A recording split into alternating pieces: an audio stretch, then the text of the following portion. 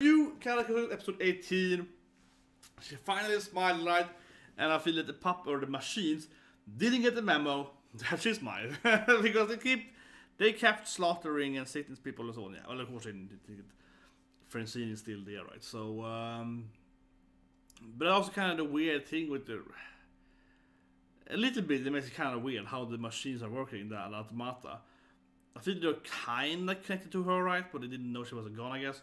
But at the same time, she did actually do what they wanted to do.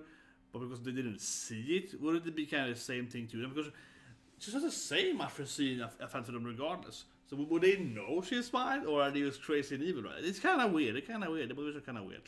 But whatever. Great backstory. I think this backstory is... as I said, it's probably one episode backstory. But yeah, the best backstory I think so far. It's... I like the first backstory too, but this is better. Of course, it is a little, like, biased is the right word, but it's building up on the previous backstory though, so it definitely feels kind of like, it kind of move a culminating point now, explaining how Shirigan and Francine kind of fuse together, so that was a good point. Francine of course holding her after dying for her, and Angelina dying while puppeting. I will say this thing though, if I had to be a little like nitpicky, I would say that I felt that the Francine death scene, and then she broke the hole in the well, right? We didn't see that. I wish they had shown that. It probably is in the manga, but the anime kind of cut it away, I guess. That felt way more impactful than her mother's death scene, in my opinion. And I think the problem with that is the lack of the evil bad guy, right? I was sitting there waiting for her adoptive son, right? Which I have to think he's gonna be the guy behind these machines that are not circus machines, they're other machines. And we saw in the future, right, in the beginning of the anime, Masuru being chased by machines, right? And those machines, I guess, that were built by, you know, the father, right? Not actually built by, they weren't circus machines, right? So, okay, more people can build machines, right, I guess. Or if it's the same person, I suppose it could be the same person. But it could also be that the father is the brother, evil brother, as I keep saying that. A possibility. But if we ignore that it might be the same person, there are different puppets, right, so on.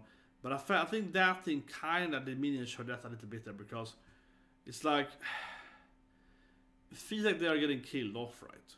Her and Grandpa, of course, survived because we know he's alive, but it kind of feels like they got, you know, killed off by some random new machines that haven't really been built up, right? I think that's makes it a little feel weaker, because yeah, she died, and it was somewhat sad and so on, but it got killed by like nobody. So what I mean, because we've seen everyone else getting impaled so much, like Shirogane by Wanda, and it's like knives the whole body, and it's like, whatever, it just flexes them out pretty much, yeah, and it's like whatever. And here's your mom getting like impaled, right? 8 or 9 times, sure, but why did that kill her? Honestly, I'm a little bit like that, because it felt like she should take more damage to die. Honestly, because other Shuriganas are taking way more damage, and they're still like, oh, I can still fight. And they've been fighting also way stronger automata.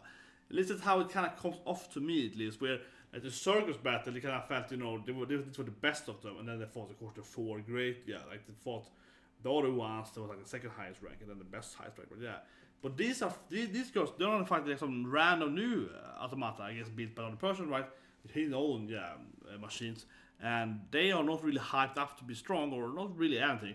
Which it could be stronger because he built it, and he made it better builder than the circus thing. So I guess it's possible he's even better. When I think about it, that makes sense. He could be actually way more dangerous. Even if the same person, he could have, you know, improved his mechanic skills, so he made better mechanics on. Thinking about it, but not here in anime. Nothing here is explained that they are stronger for some reason. No one is. I think it's something like that. I mean, I like the backstory, but I feel that period part is lacking here. If someone maybe had mentioned that, like, let's say Angelina's like, oh, these puppets or these machines are way stronger than the one I fought him in home in France, and that seems like, oh, my circus puppets, yeah, or something, and they're like, oh, they have new improvements, so they have other abilities I've never seen before. And that could have been, I think that was really lacking there, and that's probably true. Like they probably have all the abilities and skills, because there are 2 different factions now, puppet or machine puppets, right? Yeah. But nothing that was mentioned that we understand that's true, because Francine, they won't listen to her, they don't even know who Francine is yet. So we know that is true, that it can't be of her part, I suppose. But it's still like maybe someone should have like more clarified that, more notified. Yeah, this has to be like this, right? That would have really helped, I feel, to explain why they lost to them, because they basically get surrounded by these like they feel like level 1 machines until they beat them, right? Where in the Midnight Circus thing, we kind of see them ranking up, right? This guy is the leader of this thing, yeah, and we kind of get who this guy feel a better one, these ones. So it feels more natural the hero might die to him, and then when all of them pretty much die in Circus, we kind of knew that okay, they're fighting the number 1, the 4 best ones of all these 1,000 machines. These are the 4 leaders and so on. We knew that they would be more dangerous, right? So that makes sense. But these guys are completely random. Are they stronger or weaker? I guess they're kind of strong, but then I have to say this thing. I mean, they easily defeat Angelina, super easily, and impale her. She's gonna die. But then Grandpa goes to fight them, and he fights them like melee with 2 blades, and he comes back, and it's like he's fine. He lost the blood, but it's fine. So how can she lose with her, better puppeteering? He just fights them after he's injured too, and he's like, whatever, yeah. He just killed them in rage of things. It feels like a little bit this lacking.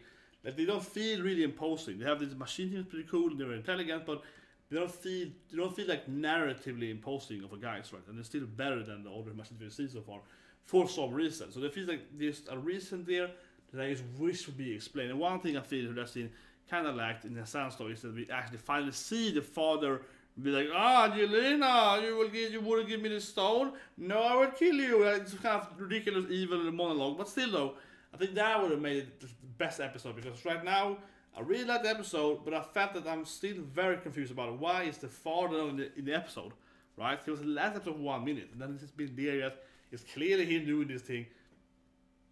Could we finally see his aspect of it, or could we see him being, evil and mean? Like, why would Grandpa know that it's his son that did everything and so on? But yeah, like, I guess next episode is gonna explain that, right? Yeah, so it feels a little bit like that. That is kind of weird. It's like, it's clearly him, and I mean, in the manga, I guess it's more in detail, but in the manga, I think you will still know that the father is the evil guy, right? Because before you see the flashback, I assume the order is the same order. So you see Masuru, you see him, yeah, and then we go into this thing. So that is weird. That I feel is weird. I was like waiting for him to appear and be like, I killed you, Angelina, yeah, something like that. It never happens. And the scene feels like she's getting killed by level 1 machines. I mean, that's not very negative. I like the episode, but that is really confuses me. I love it, and it's like again, I feel like I like the anime a lot. I like it more now than I did in the middle of this episode so far, where it was really in Sand Desert. I liked it the most beginning, I think. And now I like it, but I don't love it. I think I don't love it because these things are not really making any sense to me. Like, why are they level 1 puppets, defeating them and so on? Yeah, that's how it kind of feels to me. In the narrative sense, they feel really, really weak compared to other ones, and they're still beating them. So right, they have less of the desire of the Francine thing, so they feel that they're less fanatic, also which makes them weaker. Maybe they're more intelligent with that, but it does come off like a little bit they should be weaker. So it feels kind of weird, I think. Something like that. I still liked it, but half the episode is them fighting. But the Francine scene then, that was much better. Not much sexy smile and so on. That scene was very good instead. That scene was very, very good. And her and Guy fighting who's the best kind of aunt, that also was really good. So I felt like the aunt and uncle part, but the Guy and Francine was really good. The episode, they part of it. But Grandpa's part was like, whatever. He just fought them and he lost kinda, but then he didn't. But he didn't have that. But yeah, it was kind of that. And then, Angelina fought and course for her baby. So yeah, it was emotional, but it felt just like, I think one thing though, this flashback though, they're absurdly predictable, right? Yeah, I think that's the problem. The story itself is really crazy, it's a conceptual level, but you actually have seen it, you kind of like, well, it's obviously gonna be him, he's gonna die this episode. It's very, very clear what's gonna happen, right? It's very, very predictable. That doesn't really help. So it's kind of hard being sad about it in a way, I feel, because you used to know she's gonna die. Like, there's no way she's gonna survive when everyone else in the Shirogane clone thing are getting killed off, and she's also gonna kill off. So the meta knowledge of knowing she's gonna die, I think, makes you also be a little less interested in her death scene, because like, she's obviously gonna die, guys. I'm not gonna love her, right? You kind of feel that you kind of put it on the side, like, oh, she died tomorrow. That's also the thing of it, I think, because it's like the backstories are good. The backstories are good. I mean, they're kind of weird. They're really, really crazy. Oh, she's there with her bird. So they're really crazy at some part of the story. They're like, what the? And then it's very unpredictable. But the general narrative of them is very, very predictable. So they're kind of weird that they have some element. They have the detail elements are kind of weird, and could go anywhere. But the general structure is like it's very A to B, B to C. It's very, very, very obvious what's gonna happen. So it's kind of weird watching it. Because you know what's gonna happen, but then they also have some crazy details every now and then, or some kind of sidetracking that's very, very confusing. It's kind of weird anime. Anyway, hope that's the review. See you guys soon. My Neverland live action reviews wake up today, and then later today, Go Botania.